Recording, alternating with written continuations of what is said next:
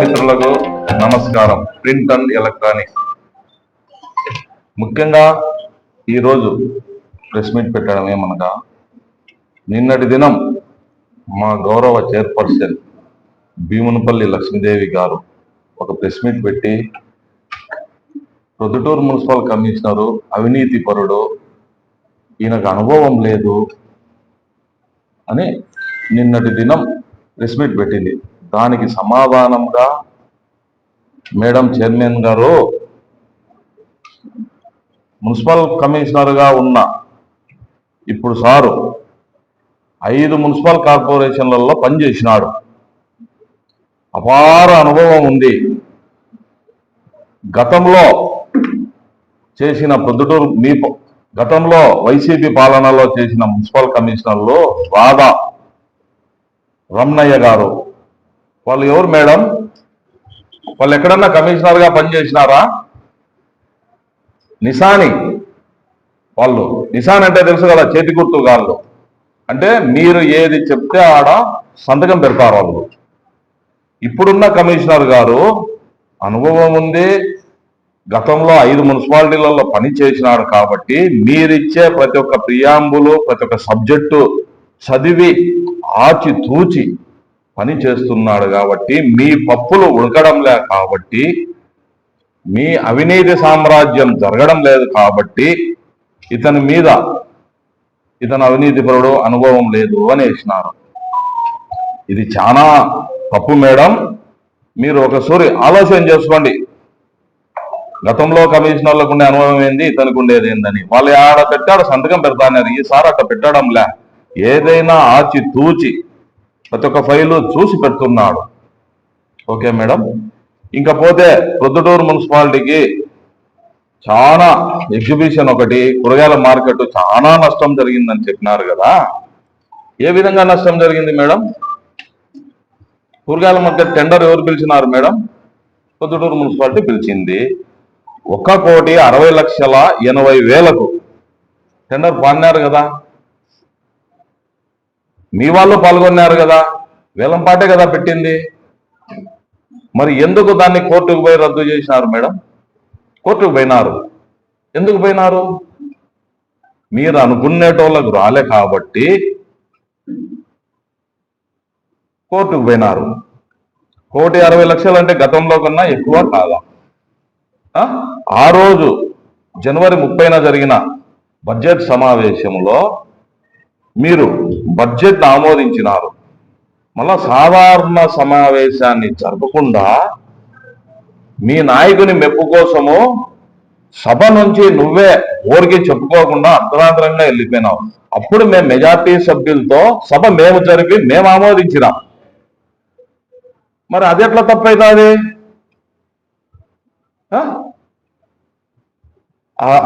అది ఆమోదించడం చట్ట వ్యతిరేకము అని మీరు మున్సిపాలిటీ రెవెన్యూకు వాస్తవంగా మీరు లాక్ చేసినారు, మీరు అనుకునేటోళ్ళకి రాలేదని.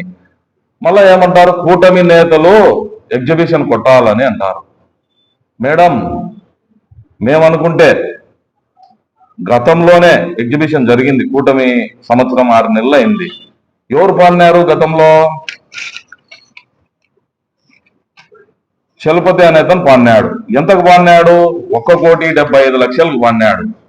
అప్పుడు ఎక్కువ తక్కువ? ఇది మేమేమన్నా రెవెన్యూ లాస్ చేసినామా? మీది తప్పు. మీరు డబ్బులు రాబట్టుకోవడంలే వాళ్ళతో, ఆ డబ్బు మీద మీ చేతిలో ఉండేదాన్ని డబ్బులు రాబట్టి మేడం. మీ వాళ్ళే కదా. ఈయన బలరాం రెడ్డి ఎవరు? 25,56,000 బాకీ. మీ వాళ్ళే కదా. ఇదో ఈ 5 సంవత్సరాల నుంచి ఎవరు మేడం? మేమేమన్నా వేసినామా? అంతా మీ వాళ్ళే కదా. ఇదో ఇంత బ్యాలెన్స్ ఉంది కాబట్టి అండి, మీరు మీ చేతిలో పెట్టుకొని మేమేదో ఒక కూటమి నేతలను ఎగ్జిబిషన్ కొట్టేదానికి ఏదో ప్లాన్ చేస్తాం అని చెప్తున్నారు. మా వాళ్ళు ఎవరు ఉంటారు? ఇదో ఉంటే లాస్ట్ టైం చలపతి ఎంత ఉన్నాడు? 16 లక్షలు. చలపతి 20 లక్షలు ఉన్నాడు. తీసుకోండి, మేమేమన్నా అడ్డం పట్టినామా? తీసుకోకండి అని చెప్పినామా? అతని కాడ కానీ తీసుకోండి. గతంలో ఉండేది ఎవరు? మాదొచ్చి కూటమి 1 సంవత్సరము. ఎవరితోనైనా తీసుకోండి, మేము ఎవరికి మున్సిపాలిటీ రెవెన్యూకు వ్యతిరేకులము కాదు. ఇప్పుడు మున్సిపల్ ఆఫీస్లో, మున్సిపల్ గాంధీ పార్క్ లో క్యాంటీన్ జరుగుతుంది, ఎవరిది చెప్పు మేడం? మీ వాళ్ళదే కదా. మేమేమన్నా నిలబెట్టినామా? కూటమి పాలన వచ్చి 1.5 సంవత్సరం అయింది, మేమేమన్నా అబ్జెక్షన్ పెట్టినామా? మేము అట్లా వ్యతిరేకులం కాదు, ప్రొద్దుటూరు అభివృద్ధికి ముందంజలో ఉంటాము. మీరు రోడ్ల మీద రోడ్లు వేసినారు, మీ స్వార్థానికి రోడ్ల మీద రోడ్లు వేసినారు. గాంధీ రోడ్డు మీద అన్ని కోట్లు పెట్టినారు, రిజిస్టర్ ఆఫీస్ కాడ అన్ని కోట్లు పెట్టినారు. ఏం చేసినారు మేడం? చిన్న వాన వస్తే ఈదుకుంటా పోవాల. సెల్లులలో కామెంట్స్ వస్తా ఉంటాయి. ఏ రోజన్నా నువ్వు తిరిగినావా? ఈ రోజు ఏదో కమిషనర్ అవినీతి పరుడు అని మాట్లాడుతున్నదే, నువ్వు ఏ రోజన్నా టౌన్లో తిరిగినావా? సబ్జెక్టులు ఎక్కువ ఉన్నప్పుడు నిన్ను కింద కూర్చోబెడతారు, పైన ఎవరినో చైర్మన్ సీట్ లో కూర్చోబెడతారు, జరిపిస్తా అన్నారు. నువ్వు ఏ రోజన్నా మాట్లాడినావా సబ్జెక్టుల మీద? చెప్పు మేడం.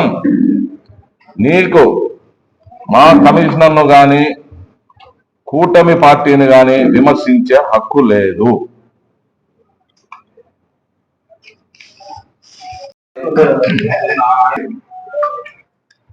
కూటమి ప్రభుత్వం వచ్చిన తర్వాత ప్రొద్దుటూరులో అభివృద్ధి జరుగుతుంది. మంచి యాక్టివ్ పొజిషన్లో ప్రతి ఒక్క నాయకుడు కార్యకర్తలు పనిచేస్తున్నారు.